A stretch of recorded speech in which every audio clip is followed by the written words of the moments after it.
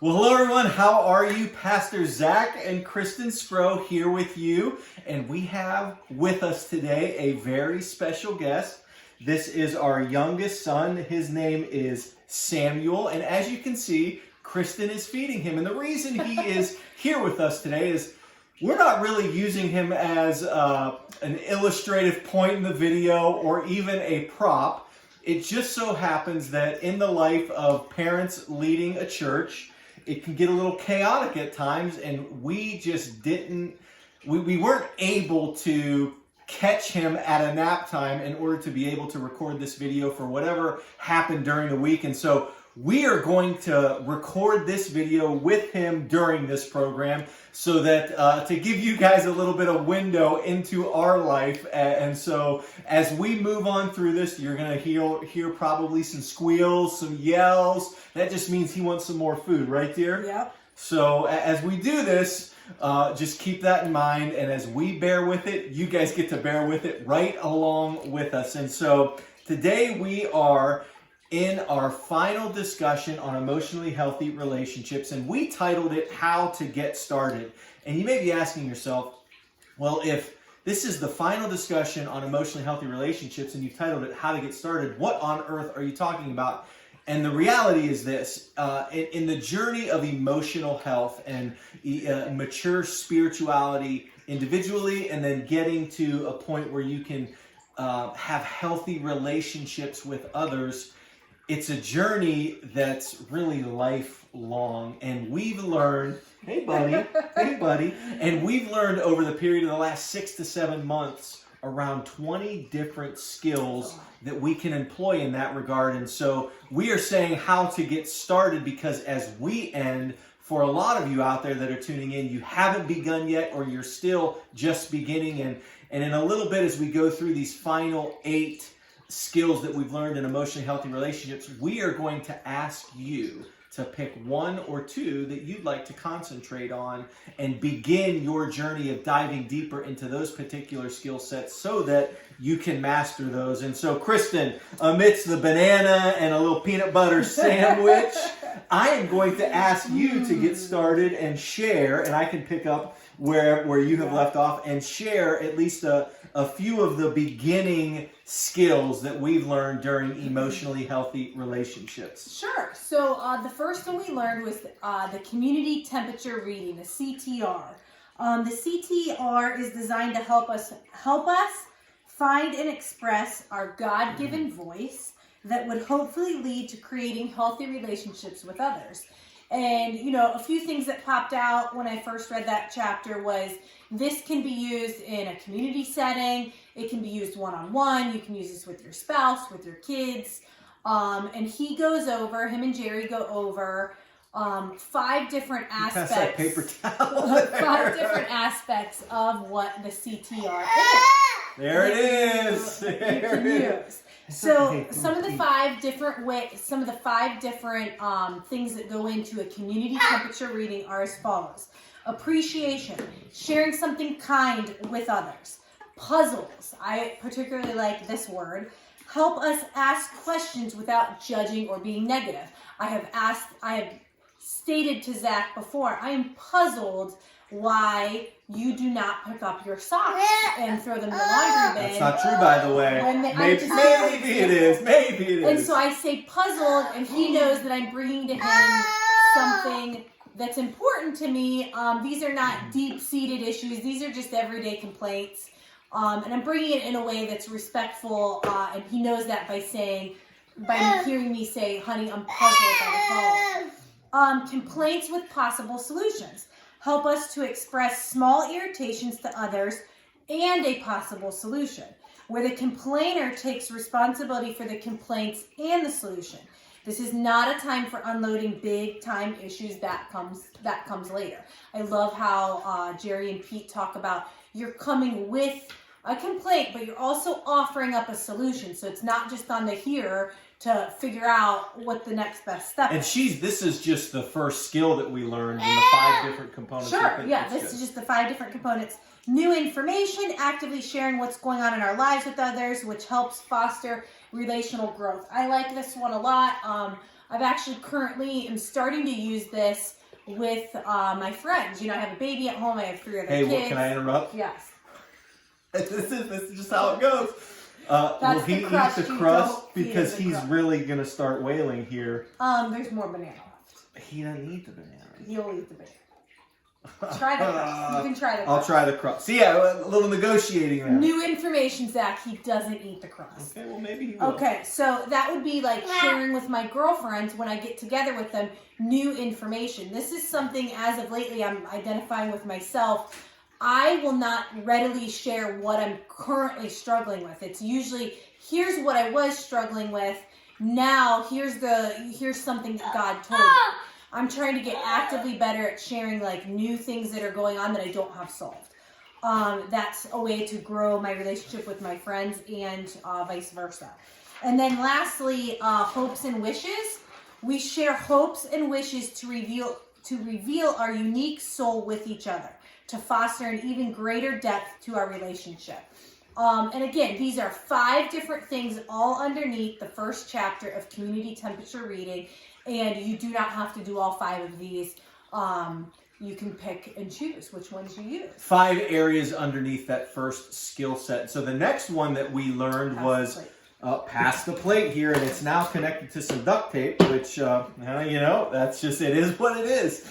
It's stop mind reading. This skill set is designed so that we can clarify what's going on in other people's minds. And I will tell you that both me and my wife, as I'm sure all of you guys are out there watching, you guys are great fiction writers.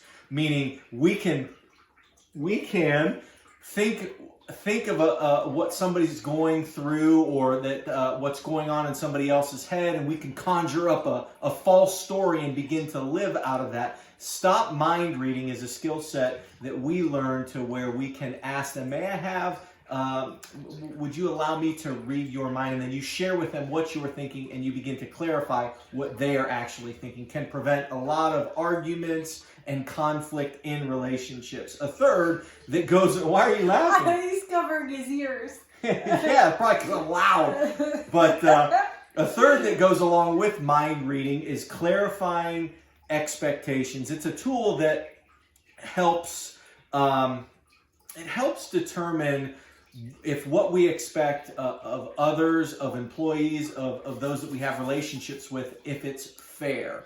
Are these reasonable expectations, or are they unreasonable expectations? And then a 4th skill is actually Genneagramming. And I don't even know if you can even say it like that, is doing a Genneagram of your family. And that's diving deep into your family tree and going back to see your parents, your grandparents, and your great-grandparents to identify some sinful patterns that could have existed then. And it deals with, the scripture about how we tend to repeat the sinful patterns of our parents, grandparents, and great-grandparents to the 3rd and 4th generation. Quite honestly, as we're moving through half of these skills already, I'm amazed I can even think and get words out with my man Sammy right here in the middle. Right. So Kristin, what is the 5th skill that we learned? So the 5th skill, 5th session that we went over was the iceberg.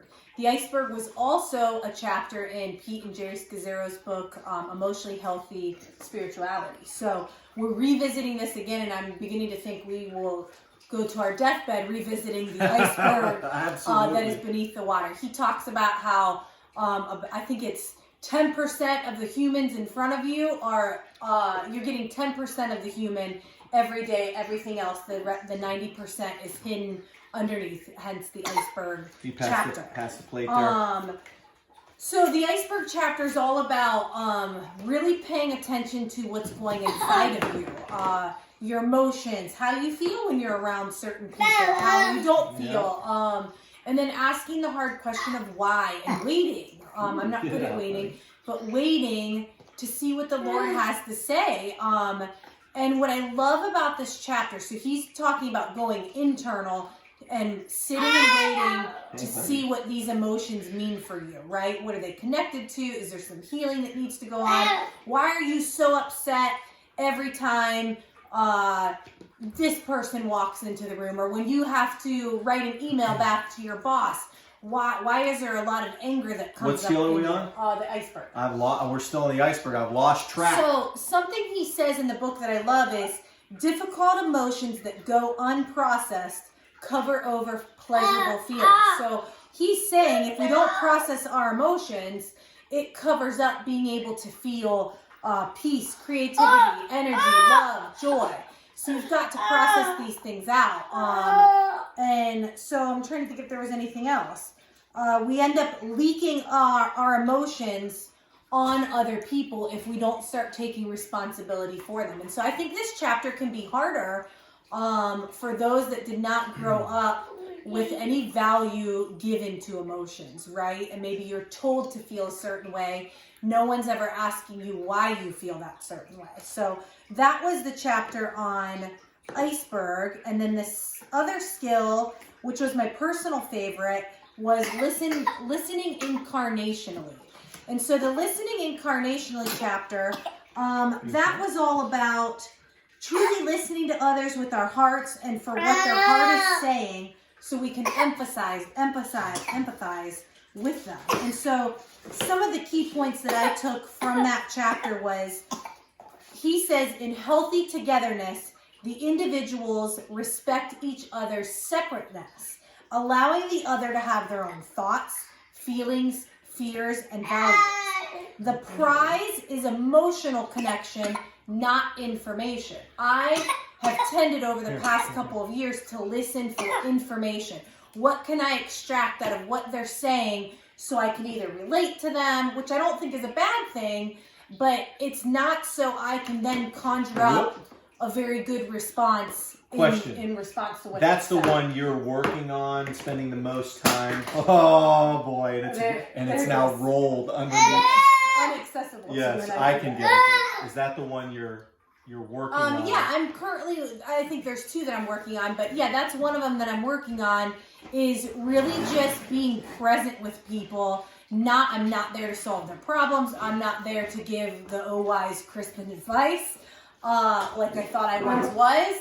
I'm trying to even figure out my own self. So this has really freed me up in the area of really just listening and honestly not looking to Jesus like you said the other day, this microwave, I ask him a question, he's going to answer back within 20 seconds. Yep. Really cultivating a relationship to get to know people. And it is not about solving their problems or fixing them or anything like that. So for the sake of moving a little bit more quickly, can you hit this seventh one before Sammy begins to lose it? And we have to actually record this over because believe it or not, we're still on our first take. Yeah, we are. Climb the ladder of integrity. That was that was session 6. The ladder. Session 7. Session 6.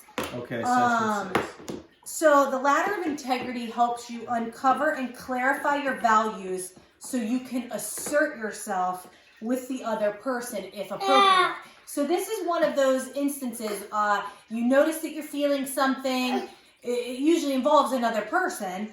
You want to get clear within yourself so you can identify what you're valuing and then if appropriate, respectfully share with that other person. This would be those instances where something happened, the one side of you is like, oh, just let it go, it's fine, push it away. And what they're saying is pay attention to that because there could be a value that you value that you're not valuing, even though you want to value it. And so instead of pushing that away, which can result in bitterness feelings later on, or anger, irritation, they're saying pay attention to that, recognize something's going on, walk through these steps within your own heart with you and God, and then come to the conclusion if you need to address the other person. And so that's pretty much the ladder. And I'll move on because quickly Sammy's getting ready to, my man's getting ready to blow up here. The 8th skill, the crust works, I told you. So the 8th skill that we learned about last week, we did a video on it, is how to fight cleanly. And really what clean fighting is it's just learning the way to negotiate through conflict.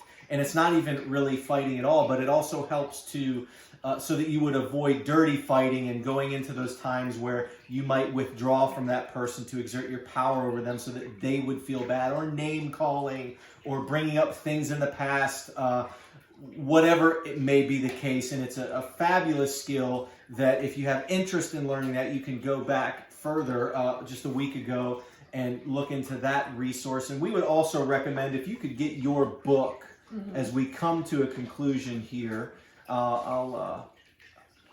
This is Emotionally Healthy Relationships, and Pete Sgro just came out with a book that I think will help deal with a lot of this, as there wasn't necessarily a novel or a book to go with this.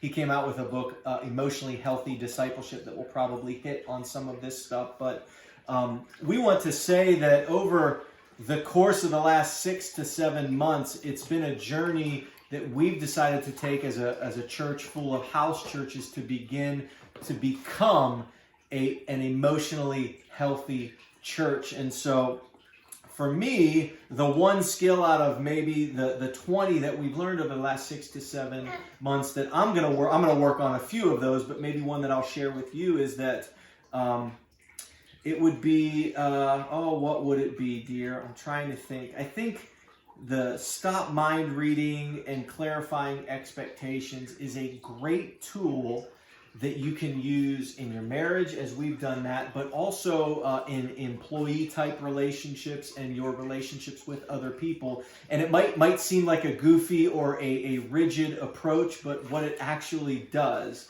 is that it helps you to not live out of false stories about what you might think other people think about you, but to clarify those and to help you deal with and have a healthier relationship with that person. And so what we would ask all of you who are viewing this and be either beginning or in the middle of emotionally healthy relationships or becoming emotionally healthy spiritually is that pick one or two, and maybe one from each of the two books, and begin to concentrate on that, so that I don't want to ever say that you would master the skill, but that you could, in effect, master that skill and then maybe work on the next one, knowing that you're never going to be 100 in any of them, but you don't want to be deficient in any of those, because it can oftentimes result in pain, in struggle, in tribulations, and various trials that you otherwise wouldn't have to go through in your life